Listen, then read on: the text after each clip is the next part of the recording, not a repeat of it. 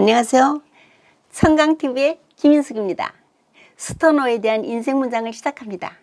며칠 전 교보문고에서 최근 베스트셀러 매대에 같은 제목으로 흰 표지와 노란색 표지로 된 두 권의 책이 유독 눈에 띄었습니다.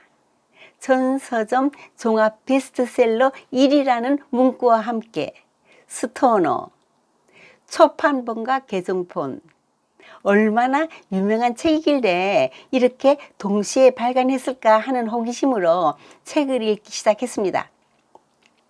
처음엔 한 남자의 무미건조한 일상적인 내용이라 좀 지루했지만 읽을수록 평범함 속에서 아름다운 문체들이 깊은 울림을 주는 감동을 맛보았습니다. 스토너는 미국 작가 존 윌리엄스가 쓴 작품으로 1965년에 발표 당시엔 주목을 받지 못했으나 2000년대 이후 전 세계적으로 다시 읽히며 숨은 명작으로 재평가받게 되었습니다. 내용은 성실함의 가치를 보여주며 작가의 자전적 이야기와 겹치는 부분이 많습니다. 미국 미주리주의 가난한 농가에서 태어난 윌리엄 스토너는 부모의 농사 일을 도우며 어린 시절을 보냈지요. 고등학교를 마칠 때까지는 미래에 대한 뚜렷한 계획이나 의지가 없는 아이였습니다. 부모의 권유로 농업대학에 입학하지만 문학 강의를 듣는 순간 삶의 방향이 바뀝니다. 문학에 매료되어 농업을 포기하고 영문학을 전공하고 대학에 남아 교수의 길을 걷게 됩니다. 스토너에게 문학은 단순한 직업이 아니라 존재의 이유였습니다. 감정 표현은 서툴지만 내면의 성실함과 진실성이 매우 강한 성격이었죠. 그의 삶을 겉으로 보면 특별한 것이 없이 평범하고 때로는 고단합니다. 사랑 없이 얼결에 결혼한 아내 이드시와는 재미없고 무미건조한 불행한 결혼 생활을 이어갑니다. 아내는 감정적으로 불안정하고 냉정한 성격으로 남편과 깊은 단절 상태로 살아가죠. 딸을 통해 남편을 끊임없이 통제하려고만 합니다. 애동딸의 어린 시절은 행복하게 보냈지만 아내의 지나친 간섭이 심해짐에 따라 부부관계도 점점 멀어져 갔습니다.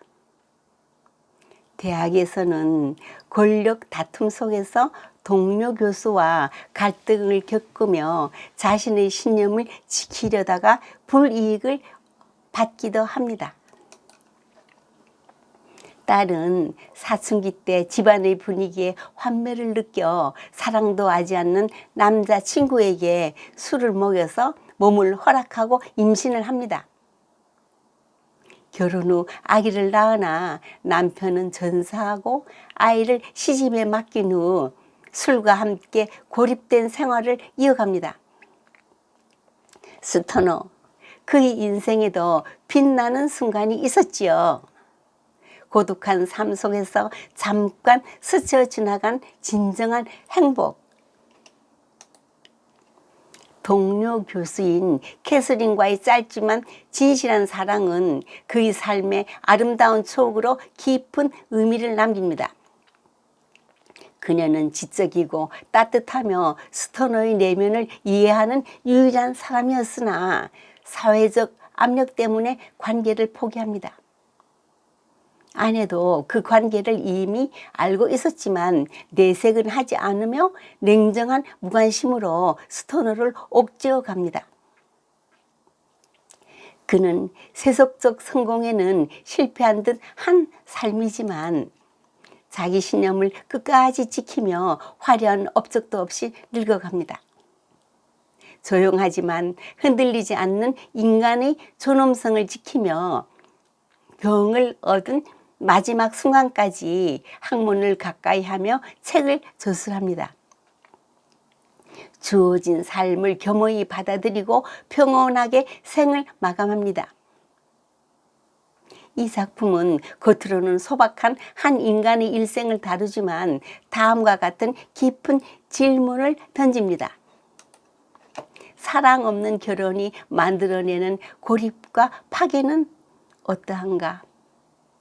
자신의 소명을 지키며 평범한 삶을 사는 것의 의미는 무엇인가?